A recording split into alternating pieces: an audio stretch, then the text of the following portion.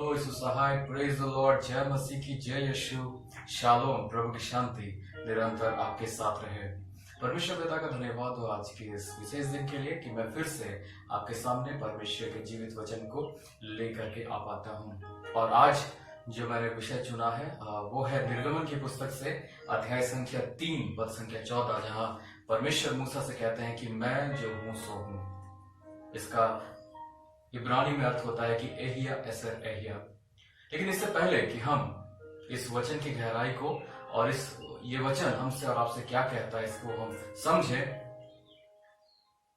हम आइए कुछ महत्वपूर्ण बातों को सीखने और समझने का प्रयास करें। हम सभी के जीवन में नाम का बहुत महत्वपूर्ण स्थान है। नाम के कारण से हम जाने जाते हैं, हम पहचाने जाते हैं। हमारा जो नाम होता है वो हमारी पहचान को दर्शाता है। जैसे कि कोई अपने नाम के आगे ख्रिस्त लगाता है तो कोई अपने नाम के पीछे मसीह लगाता है। ये नाम ही है जो हमारे अस्तित्व को, हमारी पहचान को दर्शाता है, जो हमारा टाइटल होता है, चाहे आप कोई भी हो। हम सभी का नाम जो होता है, नाम और हमारा जो टाइटल होता है वो हमारे अस्तित्व को बताता है। वो बताता है कि हम कौन है और कहां से आए हैं और हमारा अस्तित्व क्या है। चाहे हम किसी आदिवासी समाज से हैं, चाहे कोई हम सरना समाज से हैं, चाहे हम कोई जनरल से हैं, चाहे हम बंगाली हैं, चाहे बुढ़िया हैं, चाहे कोई भी हो, हमारे जीवन में हमारा नाम बहुत महत्वपूर्ण स्थान रखता है। और आज के इस दिन में मैं आपको इसी नाम के विषय में बताना चाहूंगा। लेकिन इससे पहले कि मैं उस वचन की ओर जाऊं, मैं चाहता हूं कि मैं आपको उस परिस्थिति और उस पृष्ठभूमि को बताने का प्रयास करूं। ये घटना उस समय की है जब लगभग इजरायली 400 साल तक मिस्र में गुलाम में थे और ऐसी स्थिति में जब उन पर बहुत सारी ताड़नाएं हो रही थी और वे अपने दर्द से कहरा रहे थे, और ऐसी स्थिति में बाइबल बताती कि जब उन्होंने परमेश्वर को पुकारा तो परमेश्वर ने उनके लिए उपाय किया और उसके लिए परमेश्वर ने एक व्यक्ति को निर्धारित किया कि वो जाए और उसके लोगों को छुड़ा करके लेकर के आए। वो कौन व्यक्ति था? वो मूसा था। निर्गमन की पुस्तक अध्याय संख्या 1, 2, 3 में जब आप पाएंगे तो इस पूरी घटनाओं को हम सभी जानते हैं कि किस प्रकार से परमेश्वर ने मूसा को किस प्रकार से बचाया और किस प्रकार से मूसा उस राजभवन में रहा और वो बड़ा हुआ। वो सारी विधियों को, उन सारे युद्ध की विधियों को, एक अच्छा शिक्षा को उसने उस स्थान में प्राप्त किया। और बाइबल बताती है कि समय की परिपूर्णता में जब वो बड़ा हुआ और ऐसी स्थिति में जब उसने एक मिस्री व्यक्ति को जब हत्या कर दिया, जब उसने मार दिया, तो इस कारण से वो, क्योंकि किसी मिस्री व्यक्ति को मारना उस समय बहुत ही दंड का कारण होता था, इसलिए वो फिरौन के डर से वहां से भागता है और वो भाग करके मिद्यान देश को चला जाता है। मिद्यान देश में लगभग 40 साल रहने के बाद जब वो अपनी भेड़ और बकरियों को चरा रहा होता है, ऐसी स्थिति में इन 40 वर्षों में परमेश्वर उससे बातचीत तो नहीं किया होता है, लेकिन इन 40 वर्षों के बाद जब वो होरेब नामक पर्वत पर होता है, तब अपने भेड़ और बकरी को चराते हुए वो देखता है। निर्गमन की पुस्तक अध्याय संख्या 3 हमें इस बात को बताता है कि मूसा देखता है। क्या देख रहा है? कि झाड़ी जल रही है। दूसरी बात कि मूसा सुनता है। क्या सुनता है? परमेश्वर की आवाज को सुनता है। पहली बात कि वो देखता है और दूसरी बात कि वो सुनता है। वो क्या सुनता है? परमेश्वर की आवाज। परमेश्वर से क्या कहते हैं कि मैंने अपने लोगों की कराहनाओं को सुना है।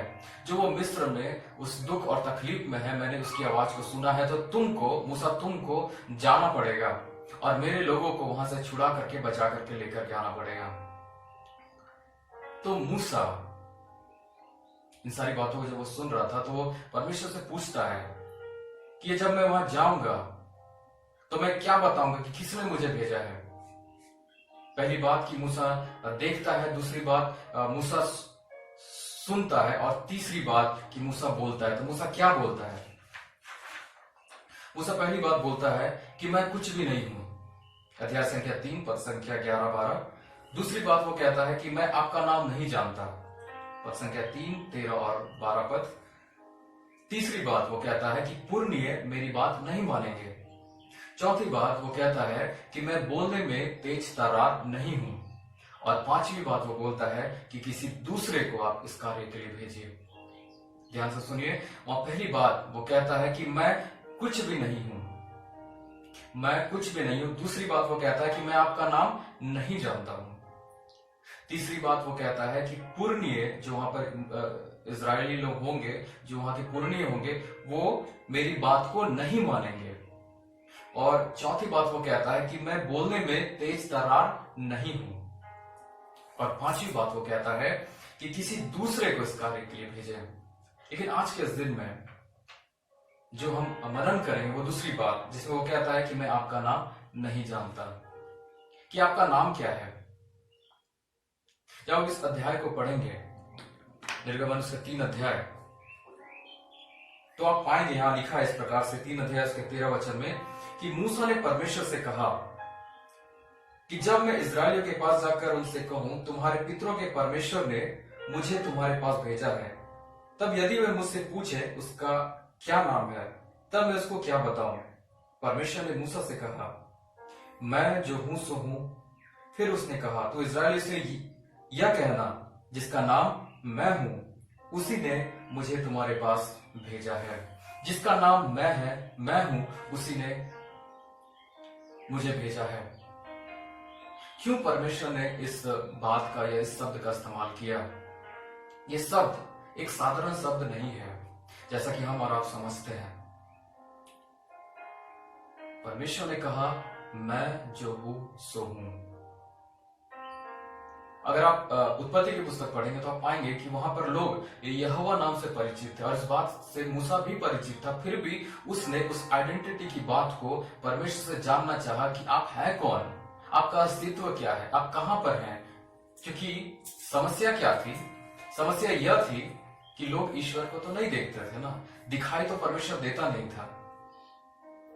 और उस समय की आप परिस्थितियों को देखेंगे तो आप पाएंगे कि मिस्र में कई सारे देवी देवताएं थे, कई बाल देवता और कई असीरा की देवी, और कई जगह बछड़ों के पूजा होने की बात को हम पाते हैं। मतलब कई सारे देवी देवताएं थे जिन्हें वो देख पाते थे और वो उनकी पूजा और आराधना करते थे। ऐसी स्थिति में अगर मूसा एक नए नाम को लेकर के वहां जाएगा तो क्या वो लोग इस बात को विश्वास करेंगे? क्योंकि वो तो उसको देख नहीं पाते थे। और ये जो शब्द है, परमेश्वर ने कहा कि मैं जो हूं सो हूं, जिसका इब्रानी में अर्थ होता है कि एहिया एसेर एहिया, एहिया एसेर एहिया।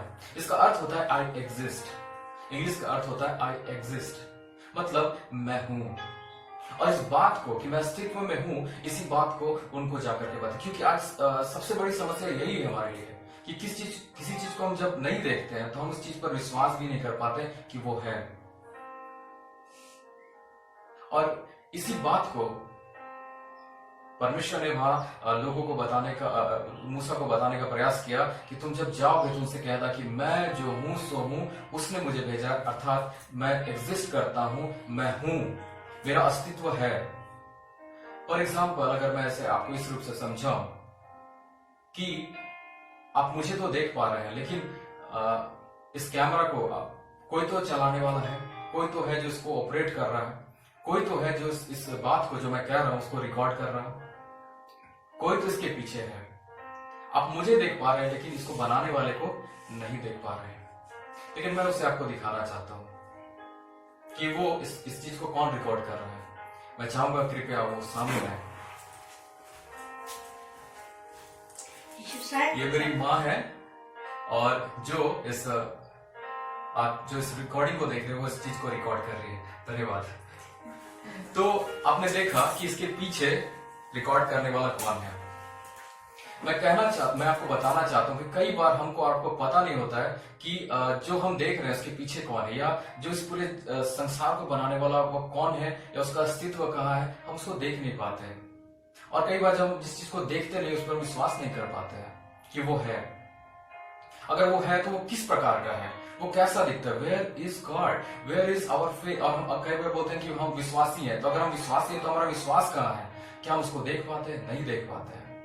लेकिन परमेश्वर ने इस जगह इस वचन को कहा कि एहिया एसर एहिया।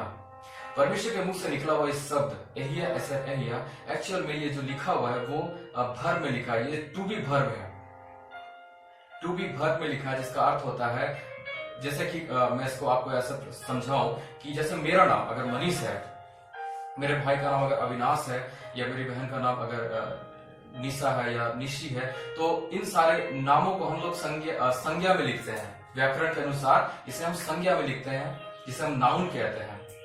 लेकिन जो परमेश्वर का जो परमेश्वर ने कहा, जब मूसा ने पूछा कि आपका नाम क्या, तो उसने कहा एहिया एसर एहिया, और ये जो शब्द है वो भर्ब में लिखा गया है, टू बी भर्ब। और भर्ब का अर्थ होता है, जिसको हिंदी में कहते हैं क्रिया, व्याकरण में इसे क्रिया कहते हैं। और क्रिया का मतलब क्या होता है? एक्शन। एक्शन मतलब सामर्थ, मतलब पावर, मतलब कार्य करने वाला। तो जो नाम जो है उसमें क्या है? एक्शन है। वो जो नाम है उसमें क्या है? सामर्थ है। उसके नाम से बड़े बड़े कार्य होते हैं। और परमेश्वर ने उस बात को वहां पे बताने का प्रयास किया कि जो तुमको भेज रहा है वो साधारण नहीं है, उसके नाम में सामर्थ है। उस सामर्थ के साथ वो मूसा को वहां पे भेजता है, और वो इस बात को कहता है एहिया एसर एहिया, जिसका अर्थ होता है आई एग्जिस्ट, मैं हूं। हम और आप कई बार उसकी सामर्थ को अपने जीवन में, और कई बार उसके नाम के महत्व को हम नहीं जान पाते कि एक्चुअल में उसके नाम का अर्थ क्या है। उसके नाम में सामर्थ, उसके नाम में एक्शन, उसके नाम में क्रिया है, और ये सब हमको ये बात बताता है। दूसरी बात, आप यीशु मसीह के जीवन से भी देखिए। यीशु ख्रिस्त ने कहा कि मैं ही मार्ग हूं, मैं ही सत्य हूं, मैं ही जीवन हूं, मैं ही आदि हूं, मैं ही अंत हूं, मैं ही अल्फा हूं, मैं ही ओमेगा हूं। और इसके लिए जो यीशु ख्रिस्त ने शब्द का ग्रीक में जो शब्द है वो है अगो। अगो जो शब्द है वो भी टू बी भर्ब है, अर्थात भर्ब का मतलब एक्शन, एक्शन का मतलब क्रिया, कि उसके नाम में जो है वो सामर्थ है। बाइबल की घटनाओं में आपको बताना चाहूंगा, जब यीशु ख्रिस्त को लोग पकड़ने के लिए आए, जब यीशु ख्रिस्त को लोग पकड़ने के लिए आए, तो आप देखेंगे कि चारों ओर से सिपाही उसको पकड़ने के लिए आते हैं, और जब वो पूछते हैं कि यीशु मसीह कहाँ है, तो वो कहता है मैं हूं। और जैसे वो कहता है मैं हूं, बाइबल बताती है कि सारे लोग जो आए थे उसको पकड़ने पीछे हट जाते हैं और जमीन में गिर जाते हैं। उसके नाम में सामर्थ्य, उसके नाम में पावर है, और ये साधारण शब्द नहीं है।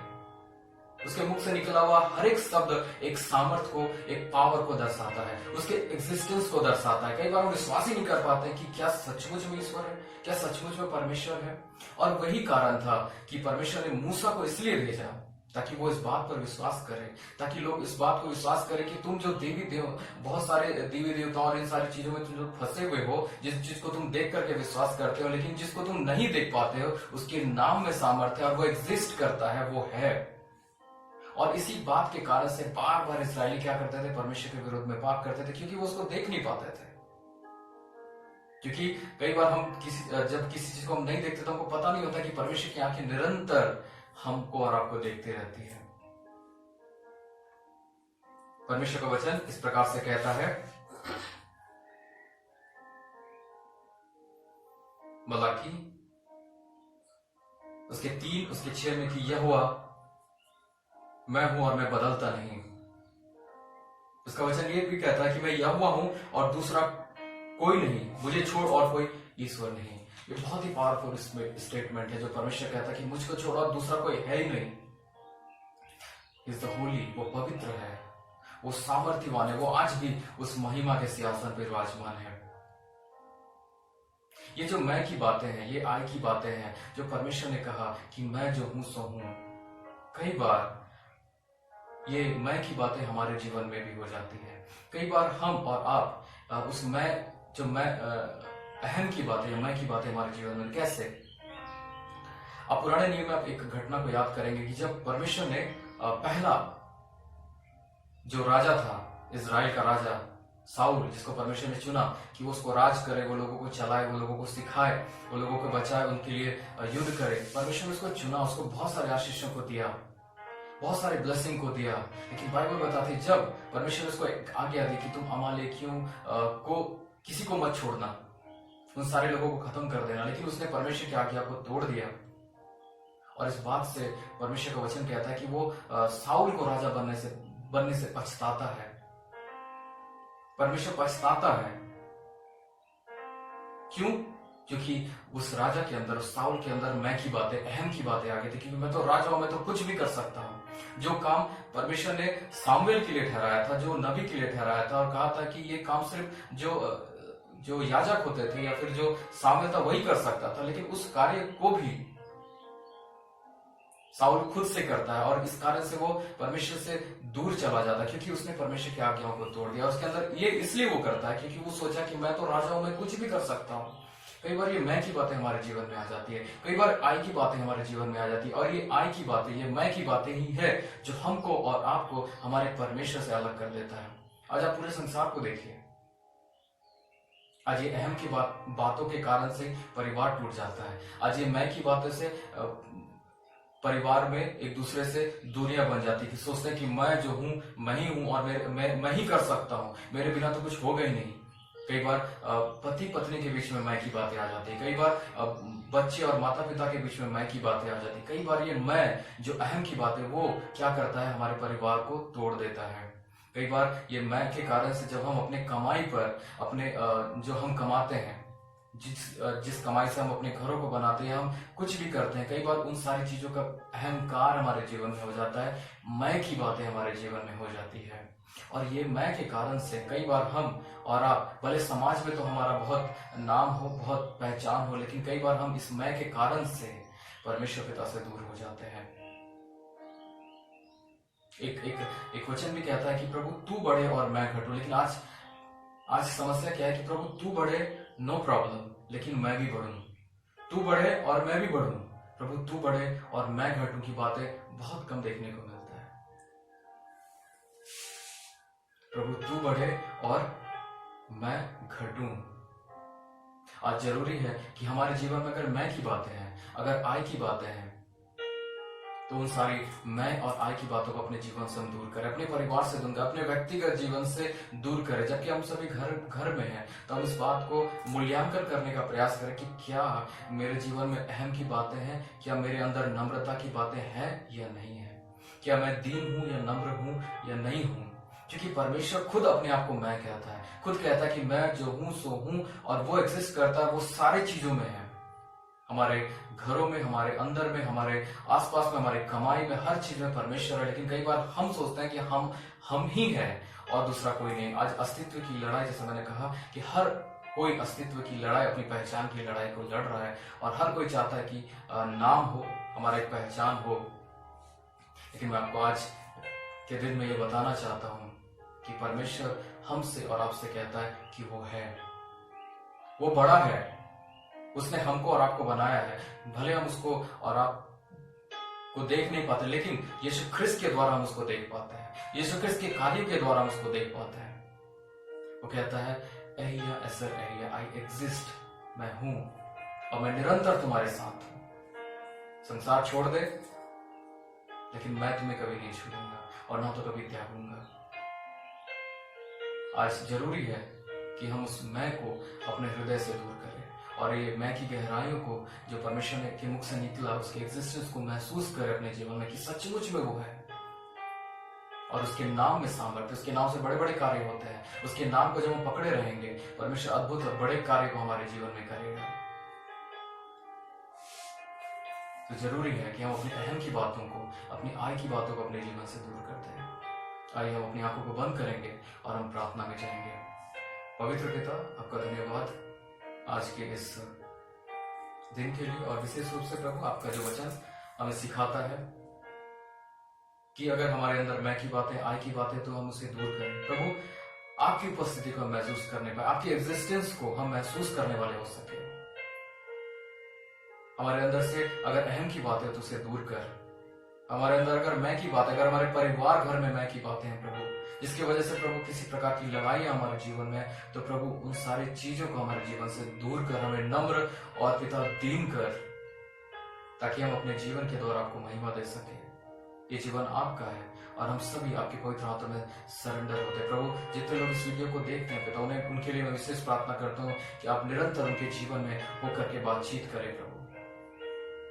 पिता निरंतर आपकी आशीष, आपके अनुग्रह उन सभी के जीवन में होने पाए। और अगर कोई अपने जीवन में संघर्ष कर रहे हैं प्रभु इस बात को लेकर के, तो पिता आप उनकी सहायता और मदद कीजिए। सारे लोगों को आपके पवित्र हाथों में सौंपता हूं। धन्यवाद के साथ प्रार्थना यीशु मसीह के नाम से मांगता हूं, आमीन आमीन। परमेश्वर पिता का धन्यवाद, और परमेश्वर आप सभी को आशीष दे, और परमेश्वर आपको अपने वचनों में बहुत आगे लेकर के जाने पाए। धन्यवाद।